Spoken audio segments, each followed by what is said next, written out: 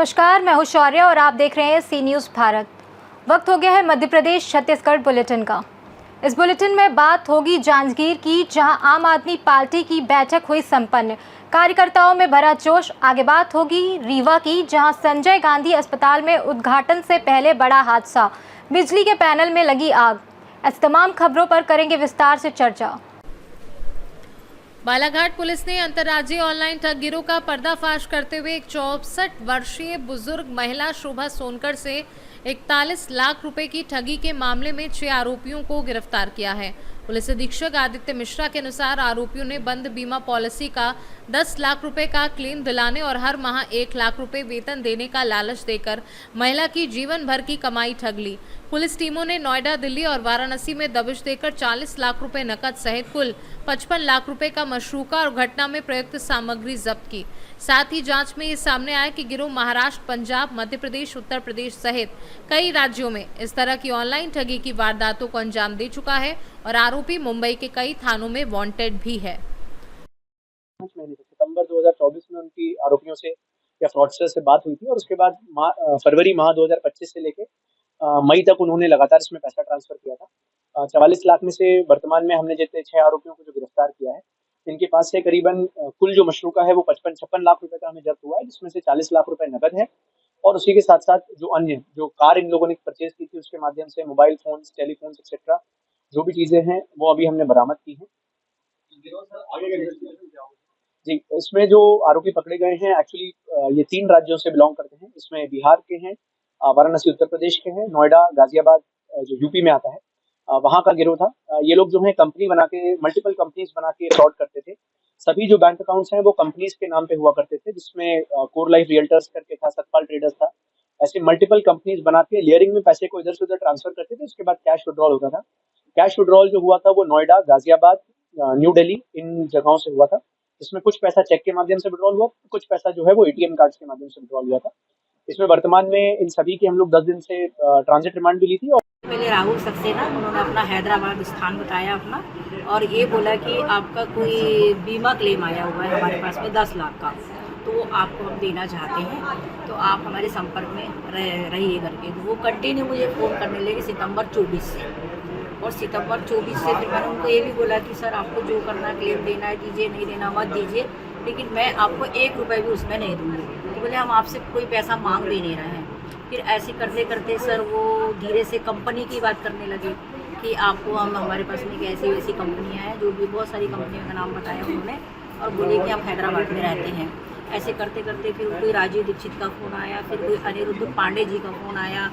ऐसे करते 4-5 लोगों का मेरे पास में कॉल आने लगा और सब मिल के ये बोलने लगे कि आपको कंपनी में हम जोड़ रहे हैं, आपको कोई काम देंगे और आप इसमें इन्वेस्टमेंट करेंगे तो इसमें आपको अच्छा बेनिफिट होगा, आपके बच्चों का भविष्य बन जाएगा। ऐसा वैसा सर मैं उनकी बातों में आ गई और पता नहीं ऐसा क्या मतलब ब्रेन वॉश हुआ कि मैं धीरे धीरे करके कभी लाख, कभी 2 लाख, कभी 4 लाख, ऐसा करते करते 19/2 से बैंक से आरटीजीएस के माध्यम से वो उनके खाते में पैसा ट्रांसफ़र कर दिया। कितना पैसा ट्रांसफ़र किया टोटल मिला के सर 44 लाख।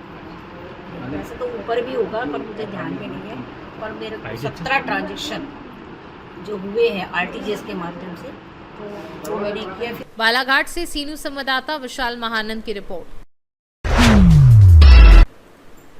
योगेश सिंह स्मृति भवन में आम आदमी पार्टी की बैठक संपन्न हुई। इस बैठक में राज्यसभा सांसद एवं छत्तीसगढ़ प्रभारी संदीप पाठक के आने की संभावना थी, लेकिन वे किसी कारणवश नहीं पहुंच सके। उनकी अनुपस्थिति में विधायक मुकेश अहलावत और प्रदेश अध्यक्ष गोपाल साहू ने प्रेस कॉन्फ्रेंस लेते हुए कार्यकर्ताओं को संबोधित किया। उन्होंने कार्यकर्ताओं को संगठन की ताकत का एहसास कराते हुए आगामी चुनाव की तैयारियां अभी से शुरू करने का आह्वान किया। इस मौके पर प्रियंका शुक्ला, अभिषेक मिश्रा सहित अन्य नेताओं ने कार्यकर्ताओं में जीत का मंत्र फूंकते हुए उनका उत्साहवर्धन किया। बैठक में कार्यकर्ताओं का जोश और चुनावी तैयारी को लेकर संकल्प साफ दिखाई दिया। छत्तीसगढ़, खासकर छत्तीसगढ़ में आप पार्टी के द्वारा एक भी सीट नहीं जीत पाए, कारण आपको क्या लगता है? देखिए, एक बार मुख्यमंत्री दिल्ली में रहे हैं, छत्तीसगढ़ में हम शुरुआत करने जा रहे हैं। छोटी इकाई है, धीरे धीरे जो बढ़ रहे हैं। अभी हमारे 8 पार्षद हैं और 1 नगर पालिका अध्यक्ष, तो हमारी शुरुआत हो गया है। जिला पंचायत के सदस्य हमारे 3 हैं और जनपद के 28 हैं। सरपंच लगभग 195 हैं पॉइंट्स लगभग 300 कुछ है। तो ये हमारा पार्टी का धीरे धीरे विकास हो रहा है और आने वाले समय में आपको विधानसभा में भी हमारा प्रतिनिधित्व दिखेगा और हम बिल्कुल भारतीय जनता पार्टी और कांग्रेस के ऊपर जनता हमारे ऊपर विश्वास करेगी और हम सरकार बनाएंगे। पार्टी की तरफ से आपका जनता के लिए क्या संदेश रहेगा? पार्टी की तरफ से जनता के लिए संदेश है कि आपने आज़ादी के बाद से कांग्रेस को देखा, फिर भारतीय जनता पार्टी को देखा, वो दोनों ने पूरे देश को जमकर लूटा है। इस देश में अगर किसी ने शिक्षा को चुनावी बहस बनाया है, मुद्दा बनाया है, वो अरविंद केजरीवाल ने बनाया है। स्वास्थ्य को अगर किसी ने मुद्दा बनाया है तो अरविंद केजरीवाल ने बनाया, आम आदमी पार्टी ने बनाया है। बिजली मुफ्त अगर कोई दे सकता है तो आम आदमी पार्टी दे सकता है। तो यही परंपरा हम आगे बढ़ाएंगे और छत्तीसगढ़ में की जनता हमारे ऊपर विश्वास भी करेगी और आप उनके माध्यम से आह्वान भी करते हैं कि छत्तीसगढ़ जनता हमको एक बार अवसर दे और हमारे काम को परखे। ऐसा हमारे यहाँ पर कार्यकर्ता सम्मेलन था। हमने यहाँ पर अपने संवाद में बताई थी कि केजरीवाल जी ने भेजा है कि अपने संगठन को मजबूत करने के लिए, साथ में बहुत से पिछली बार हम चुनाव नहीं लड़ पाए थे तो कार्यकर्ता हमारे काफ़ी खुश थे, तो उनका हौसला अफजाई करने के लिए और उनको बताने के लिए कि अब चुनाव जो लड़ेंगे हम अपने बलबूते पे लड़ेंगे, हमारा किसी से समझौता नहीं होगा। बाकी हमारी पार्टी की जो आइडियोलॉजी है उसके बारे में हमने यहाँ पर विस्तार से बताया है कि हमारी पार्टी की क्या आइडियोलॉजी है। उस विषय को अपने कार्यकर्ता को कुछ ट्रेनिंग दी है और कार्यकर्ता पार्टी को कैसे मजबूत किया जा सकता है उसके बारे में हमने बताया।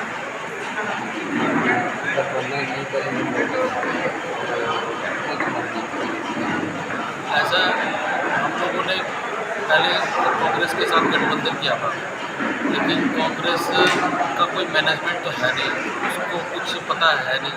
अभी कल उपराष्ट्रपति का चुनाव हुआ था परसों, तो राष्ट्रपति के चुनाव में उनका कोई वो संतुष्ट हो नहीं। जांजगीर चांपा से सीनू संवाददाता हरलेश सिंह की रिपोर्ट। मध्य प्रदेश के रीवा जिले में संजय गांधी अस्पताल में स्थापित नया कूलिंग सिस्टम उद्घाटन से पहले ही हादसे की चपेट में आ गया। उप मुख्यमंत्री राजेंद्र शुक्ला के मुख्य आतिथ्य में होना था उद्घाटन, लेकिन उनके पहुंचने से पहले ही यह घटना घटी। अस्पताल के डीन डॉक्टर सुनील अग्रवाल की लापरवाही को इस हादसे का कारण माना जा रहा है। कार्यक्रम शुरू होने से कुछ मिनट पहले अचानक बिजली के पैनल में आग लग गई, जिससे पैनल धू धू कर जलने लगे और अस्पताल परिसर में अफरा तफरी मच गई। सूचना मिलते ही अस्पताल के कर्मचारी और फायर ब्रिगेड की टीम मौके पर पहुंची और कड़ी मशक्कत के बाद आग पर काबू पाया गया। गनीमत रही कि आग अस्पताल के किसी वार्ड या मरीजों तक नहीं पहुंची, वरना बड़ा हादसा हो सकता था। इस घटना ने अस्पताल प्रबंधन की सुरक्षा व्यवस्था और कार्यशैली की पोल खोल दी है। फिलहाल अस्पताल प्रबंधन ने घटना की जांच के आदेश दिए हैं और तकनीकी टीम को आग लगने के कारणों का पता लगाने के निर्देश दे दिए हैं। कूलिंग सिस्टम का उद्घाटन होना था और यहाँ पर एक शॉर्ट सर्किट की घटना हुई, क्या कुछ कारण? नहीं, वो शॉर्ट सर्किट घटनाएं होती रहती हैं और सामान्य बात है। कभी भी हो सकता है, लोड जब ट्रिप होता है थोड़ा सा, तो बिल्कुल तुरंत हमारे अग्निशमन जो कर्मी घूमते रहते हैं लगातार 24 घंटे, उनके द्वारा तुरंत आग पे काबू पा गया 30 सेकंड के लिए मुश्किल से। और ऐसी कोई भी बड़ी घटना कोई ऐसी नहीं थी। ये सामान्य प्रक्रिया है, ये होती रहती है अस्पताल में। रोज एक दो ऐसी घटनाएं होती रहती हैं, हम उसको कंट्रोल करते हैं। इतना बड़ा अस्पताल है, लोड ट्रिप होता है, लोड कभी बढ़ता है कभी घटता है, कर्मी भी है, तो ऐसा कोई विशेष बात नहीं है। और हम लोगों ने पूरा उसमें काबू तुरंत पाया गया और बिल्कुल सामान्य है, कोई जानमाल का नुकसान नहीं। तो क्या मेंटेनेंस नहीं होता इसके कारण दिन आग लगती है? नहीं, पूरा मेंटेनेंस होता है और पूरा सब सक्रिय हमारे अग्निशमन, तभी तो हम काबू पा लेते हैं। क्या ये पुरानी वायरिंग है? कुछ हमने वायरिंग के लिए अभी संजय इसमें तो नहीं, लेकिन कुछ जगह जहाँ ऐसी वायरिंग की समस्या है उसका प्रस्ताव बना के हम लोगों ने भोपाल भेजा हुआ है और जल्दी ही अप्रूव होकर आएगा। तो निश्चित रूप से वो वाली समस्या भी हमारी जो हमारी हम ज़्यादा लोड अभी नहीं रख पा रहे हैं, कुछ ओपीडीज में हम एसी चालू नहीं कर पा रहे हैं, तो उससे भी हमको निजात मिलेगी। कार्यक्रम के मुख्य अतिथि स्वास्थ्य मंत्री और उप मुख्यमंत्री थे। मान लीजिए उनके उद्घाटन करते समय इस तरह की घटना होती तब क्या होता है? नहीं, उनके समय से बहुत पहले हुआ है, ये उनके समय पे नहीं हुआ था। ये हमको आना था करीब 10:30 11 बजे का समय था और ये करीब हो गई हमारे पास 10 बजे की घटना है ये। तो उनसे मैंने उनका टाइमिंग का ऐसा कोई वो नहीं था और बिल्कुल कोई भी ऐसी सामान्य घटना थी और कोई। रीवा से सी न्यूज़ संवाददाता अर्जुन तिवारी की रिपोर्ट। सतना के कोलगवा थाना क्षेत्र के निवासी प्रहलाद साकेत ने बताया कि उनका 32 वर्षीय पुत्र संतोष 7 जून 2025 को लापता हो गया था, जिसके बाद 10 जून को थाने में गुमशुदगी दर्ज कराई गई, लेकिन 3 महीने बीत जाने के बाद भी पुलिस से कोई सूचना या कार्यवाही नहीं हुई और संतोष का कोई पता नहीं चला है। इस वजह से पूरा परिवार मानसिक रूप से परेशान है और अब वे सतना पुलिस अधीक्षक के पास पहुंचे हैं ताकि उनके पुत्र की खोजबीन की जाए और जल्द से जल्द उसका पता लगाया जाए। आप एसपी ऑफिस आए हैं, कहां से हैं, क्या नाम है? हम पुंझा के हैं, पुंझा कला। हमारा नाम प्रहलाद है, कोलगामा थाना है, चौकी बावपुर। क्या मामला क्या है? मामला एक बच्चा हमारा गुम गया है, तो उसको ढूंढने आए हैं, तो चले यहाँ रिपोर्ट भाई ही कोई सुनाई नहीं। फिर यहाँ हम लोग कितने तारीख को गुम गया है? 7 तारीख को गुम गया है, तो रिपोर्ट की गई, अब सुनाई नहीं हो रही है। अब हम एसपी ऑफिस आए हैं। अभी तक न लड़का नहीं मिला है? अभी तक। सतना से सी न्यूज़ संवाददाता बलबीर सोनी की रिपोर्ट। थाना जीरन द्वारा अवैध मादक पदार्थ तस्करों के खिलाफ चलाए जा रहे विशेष अभियान में बड़ी सफलता हासिल की गई है। पुलिस अधीक्षक अंकित जायसवाल, अतिरिक्त पुलिस अधीक्षक नवल सिंह सिसोदिया और नगर पुलिस अधीक्षक किरण चौहान के निर्देशन में थाना प्रभारी निरीक्षक उमेश यादव के नेतृत्व वाली टीम ने हरकिया खाल फंटा 4 लेन हाईवे पर वाहन चेकिंग के दौरान बिना नंबर की स्प्लेंडर मोटरसाइकिल और एक पिकअप वाहन से 550 किलोग्राम अवैध डोडा चूरा मादक पदार्थ सहित वाहन और मोटरसाइकिल जब्त किया है।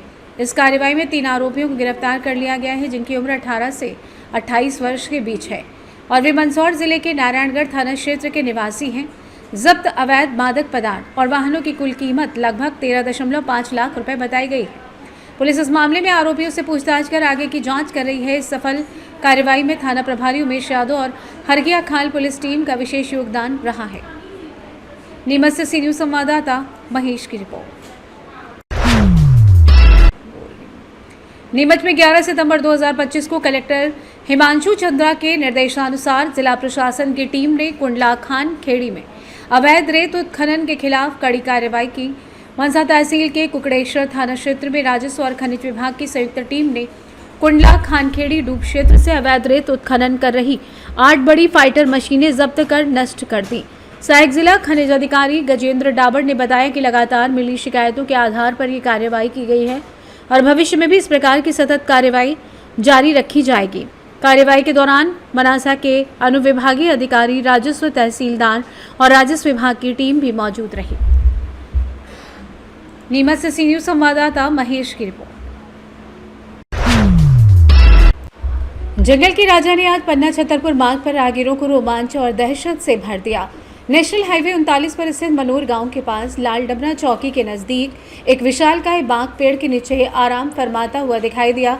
बताया जा रहा है कि पन्ना टाइगर रिजर्व के गेट मानसून के कारण बंद है और 1 अक्टूबर से पर्यटकों के लिए खोले जाएंगे। शायद इस बीच बाघ जंगल से बाहर निकलकर छुट्टियां मनाने आया हो। आपको बता दें कि राहगीरों ने जब सड़क किनारे इस बाघ को देखा तो एक और खौफ का माहौल बना, तो दूसरी ओर लोग इस दुर्लभ नज़ारे को कैमरे में कैद करने के लिए जुट गए। कई लोगों ने अपने मोबाइल से बाघ के वीडियो बनाए और दूर से सेल्फी लेने की भी कोशिश की। ये वीडियो अब सोशल मीडिया पर तेजी से वायरल हो रहा है। वीडियो में बाघ पूरी तरीके से शांत और निश्चिंत दिखाई दे रहा है, मानो उसे आसपास के शोरगुल से कोई फर्क नहीं पड़ रहा। वन विभाग के अधिकारियों का कहना है कि मानसून में अक्सर जंगली जानवर भोजन और पानी की तलाश में रिहायशी इलाकों के करीब आ जाते हैं। उन्होंने लोगों से अपील की है कि ऐसे समय में जंगली जानवरों से सुरक्षित दूरी बनाए रखें और उन्हें किसी भी तरीके से उकसाने या परेशान करने से बचें।